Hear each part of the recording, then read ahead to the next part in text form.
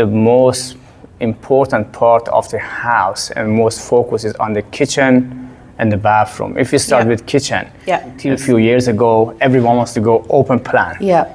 But now we see more people actually, they want to have closed or semi-closed kitchen. They just don't want to show everything, dishes in the kitchen. Some they don't want to have because the spice they are using that separate the area. Problem of noise of the spice. What's the solution? What's actually the trend at the moment? So I think open plan kitchens are not going out of style, but they are evolving. Like you say, people are looking for specific work zones in a kitchen.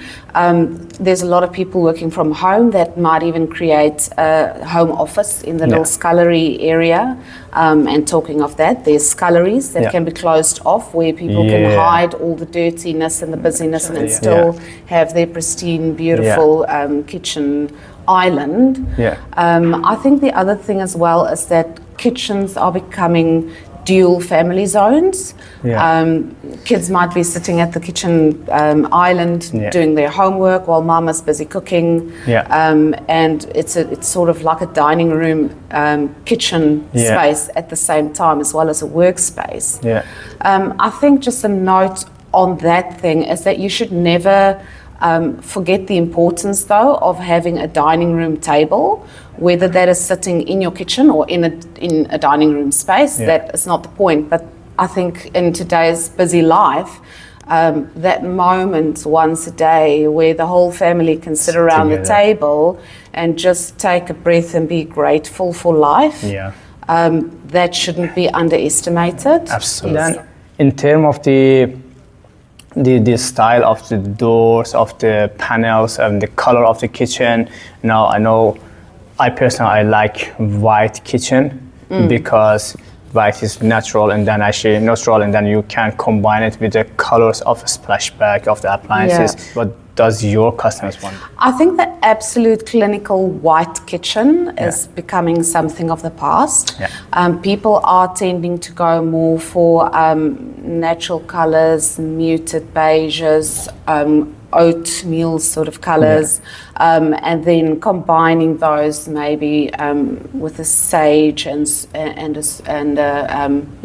actually the green and creamy sort of color combined quite a bit. I think people still go for matte finishes.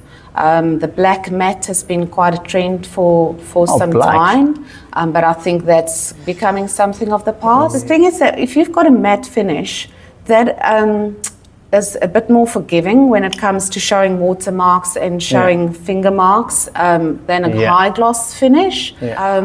What you do need to be aware of is that often the finishes are sold as fingerprint proof, but it's not necessarily. It depends how you use your kitchen. If you've got oily hands and you're busy cooking, of dirty hands, they're still going to leave marks.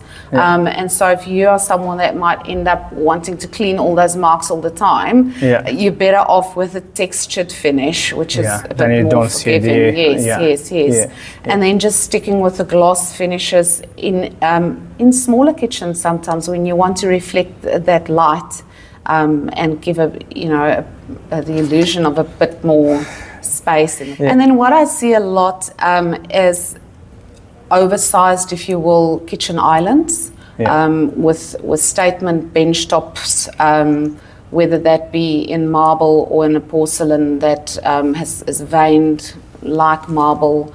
I'm still seeing the waterfalls happening quite a lot. I love that. And then making your splashbacks similar to your kitchen island, so your bench tops, so you've got that continuity. And what about the size of the tiles for the splashback? I think it comes down to personal preference. I think if you can put a piece of stone there that's just one big piece of stone, that's beautiful, elegant, sophisticated always. If you want to have something that gives you a bit more texture, a bit more entrance, then you can go for mosaic or the little Kit Kat tiles. I also see people asking for the Zelik tiles, which is the Moroccan mosaic tiles with all the nice. Bright colours on them. And if you just have that as a little splashback, and a pop of color, You know, those sort of things can just bring warmth and personality and character to a room. Other thing I also advise customers is to, if you're going to just have a neutral sort of your kitchen, and then you just lift it a little bit with the handles that you put on. You know, you can, with the cabinetry handles, you can get beautiful handles, and again, something that can, you know, in future easily be changed. Yeah, I think playing around actually with the handles, with the splashback tile, with the appliances color, with the lighting, so you can have warm yellow, or you can have just daylight, and or maybe some feature wall somewhere in the corner of the kitchen would be helpful to just break those cold. I think two points I want to make on what you've just said is with the appliances, we see a lot of integrated appliances. So it gives more of a calm finish to the room. A lot of people request to have a coffee station tucked away, to have all the appliances in a cupboard that you can open up and slide them out, and there they're all sitting. When you're done, you push it back, close the cupboard, so keeping it all nice and clean and tidy.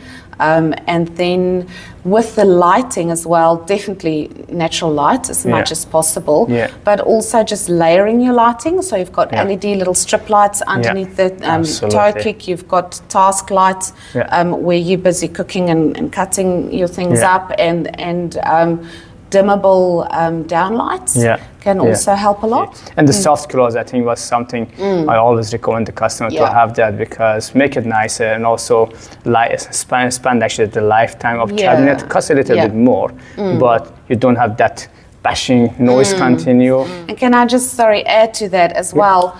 You know, if you are going to, I always say to clients, maybe consider just adding one luxury item to room to lift it if your budget doesn't stretch all the way. But I think in a kitchen, your luxury item might just be the hardware.